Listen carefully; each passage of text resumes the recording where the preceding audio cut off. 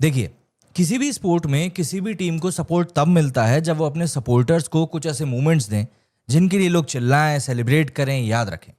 लेकिन ये Indian women's cricket team की अगर हम लोग बात करें तो ये लोग हमको कुछ एम्बेरसमेंट्स देकर भूल जाती हैं कि भैया फैन सपोर्ट आपको कमाना पड़ता है। मतलब आप एंटाइटल्ड नहीं है उसके लिए कि नहीं आपको फैन सपोर्ट मिलेगा ही मिलेगा। आप जब तक उस चीज़ को कमाते नहीं हैं तब तक आप उस चीज़ को एक्सपेक्ट नहीं कर सकते। एंड सबसे पहले आती हैं इस लिस्ट में हरमनप्रीत कौर। भैया मतलब नाम की कैप्टन है ऐसा लगता है, एटीट्यूड किसी एंग्री प्रिंसिपल जैसा है। खुद से रन बन नहीं रहे हैं और बाकी प्लेयर्स पे ऐसे डांट रही हैं, ऐसे उनके ऊपर भड़क रही हैं जैसे हर मैच ये खुद ही अपनी बैटिंग से जितवा रही हैं। मुझे सीरियसली ये बात इनकी समझ में नहीं आती। और फिर ये लोग एक्सपेक्ट करते हैं कि यार हमको सपोर्ट नहीं मिलता। आपको पैसे भी बराबर मिल रहे हैं, आपको मैचेस भी पूरे अच्छे से मिल रहे हैं, आपको एक्सपोजर भी भरपूर मिल रहा है, लेकिन जब बारी टेम्परामेंट के साथ में जीत दिलाने की आती है तब आप एक अपना मेयर वो रोल भी भूल जाते हैं जिस कारण से आपको कप्तान बनाया गया है। देखिए, सीन विशाखापट्टनम का था। वुमेन वर्ल्ड कप का क्रूशियल मैच था, India versus Australia. 35th over, Megan Schutt यहाँ पर बॉलिंग कर रही थी, बाबर नहीं था यहाँ पर। हरमनप्रीत कौर पिच पर थी और दूसरे एंड पर थी हरलीन कौर। एक बॉल पे हरमनप्रीत ने मिस टाइम शॉट मारा और बिना सोचे रन लेने निकल गई। हरलीन ने मना कर दिया और हरमन हाफ वे से वापस दौड़ी, सीधा डाइव मार के जैसे तैसे रनआउट से बच गई। बस फिर क्या था, माइक जरूर ऑफ था पर गुस्सा लाउड एंड क्लियर था। हरलीन क्या कर रही है तू। पूरे स्टेडियम में एनर्जी गिर गई, क्योंकि जहां टीम यूनिटी होनी चाहिए थी वहां पर कैप्टन का टेम्परामेंट जिस तरीके से लूज हुआ उसको देखकर हर कोई हैरान था। एंड आयरनी देखो, अगली बॉल हरमनप्रीत बाउंड्री पे भेजती है एंड उसकी ही अगली बॉल पर हरलीन एक फिर से डांट देती है। भाई कहाँ की लीडरशिप है यार, जहां रन से ज्यादा तुम एग्रेशन दिखाना जरूरी समझ रही हो। जीत तुम पा नहीं रही हो लेकिन गुस्सा ऐसे जैसे तुम मतलब कोई मैच हारते नहीं हो। हरमनप्रीत के अगर परफॉर्मेंस की बात करें तो बंदा अगर डांटे भी तो कुछ डिलीवर करे तो समझ में भी आता है। लेकिन मैडम का स्कोर 17 बॉलों में 22 रन, फिर आउट। मैगन शिट के हाथ में कैच और करियर में एक और फ्लॉप शो। आयरनी देखो, उन्होंने ब्लेम किस पे डाल दिया, लोअर ऑर्डर पे। पोस्ट मैच प्रेजेंटेशन में हरमनप्रीत ने कहा कि हम और 30-40 रन बना सकते थे, लोअर ऑर्डर ने कैपिटलाइज नहीं किया। पिछले मैच में इन्होंने टॉप ऑर्डर को बोला था क्योंकि ऋचा घोष ने नीचे से रन बना दिए थे।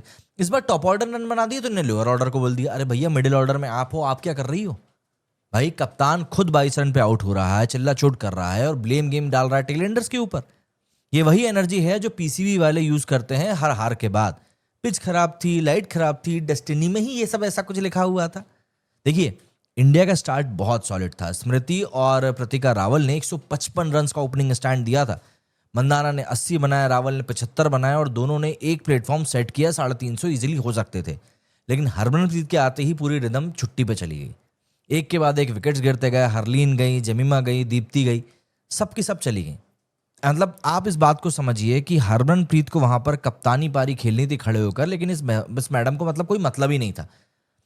एनाबेल सदरलैंड ने यहाँ पर 5 विकेट लेके इंडिया के मिडिल ऑर्डर समेत लोअर ऑर्डर को खत्म कर दिया। इंडिया 294 फॉर 4 से 330 पे ऑल आउट हो गई। हाँ, स्कोर बोर्ड पे 330 अच्छा लग रहा था, लेकिन जब सामने ऑस्ट्रेलिया हो और वो चेज कर ले 49 ओवर्स में तो ये सिर्फ हार नहीं, ये एक रियलिटी चेक होता है। ऑस्ट्रेलिया ने बैटिंग शुरू करी और बस 10 ओवर्स में पता चल गया कि मैच किस तरफ जा रहा है।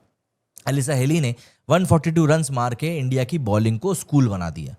बैट मूनी और पेरी ने सपोर्ट दिया और 330 का टारगेट चेस कर भी लिया एक ओवर पहले।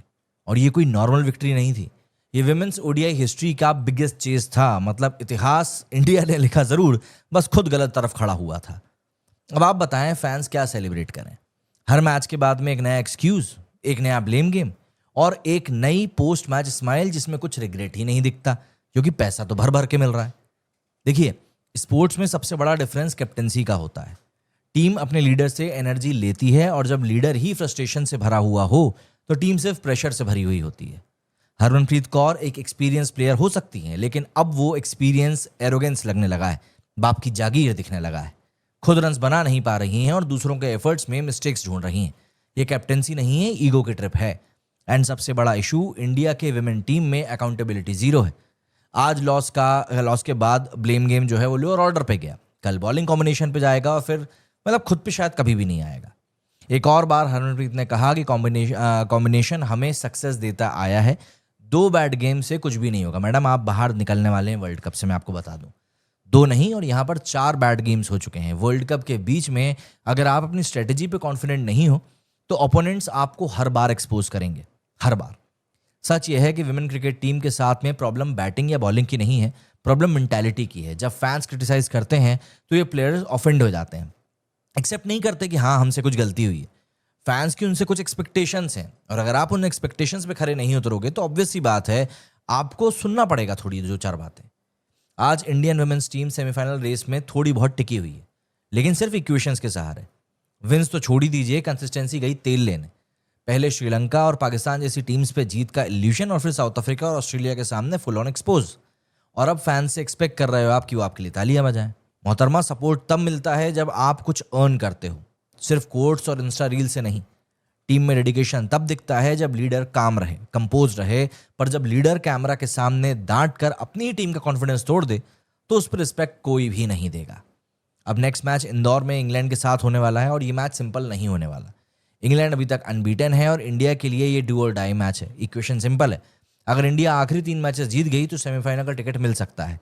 लेकिन हर बार बैटिंग कोलैप्स और ब्लेम गेम के साथ में ये इफ बस एक इल्यूजन सा लगता है।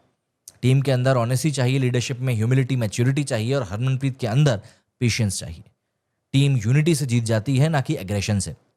क्रिकेट में सबसे बड़ा सच है कि रिस्पेक्ट खुद अर्न करनी पड़ती है, चाहे विराट कोहली हो या स्मृति मंधाना।